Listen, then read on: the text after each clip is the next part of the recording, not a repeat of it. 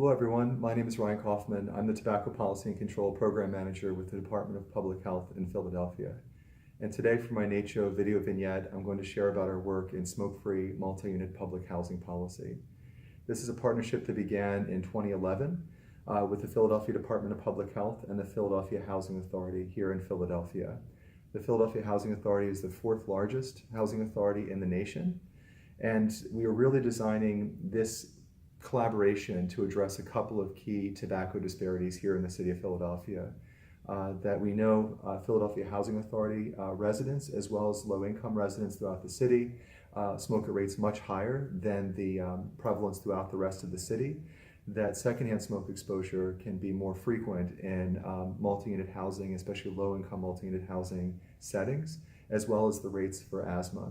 So we really designed this policy and this collaboration to reduce secondhand smoke exposure, but also all the other benefits that we know are conferred by smoke-free policies in a variety of settings, to motivate recovery from tobacco use, to reduce consumption of tobacco use, and discourage initiation into tobacco use for Philadelphia Housing Authority residents as well as for staff.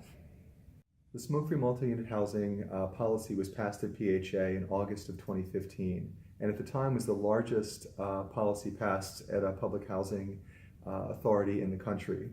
It protected around 40,000 low-income residents at the time that it was passed, and there were several key partners, both federal, state, and local, that were instrumental in that policy passage taking place.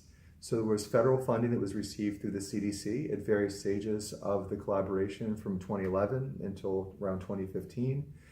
We also received funding from the Pennsylvania Department of Health, Master Settlement Agreement funds to help support these efforts. We had some key partners locally here in the Health Federation of Philadelphia, as well as National Nursing Centers Consortium, who provided tobacco treatment services for both PHA staff as well as PHA residents, either on site at key PHA properties or at health center or health center affiliated sites close to PHA properties.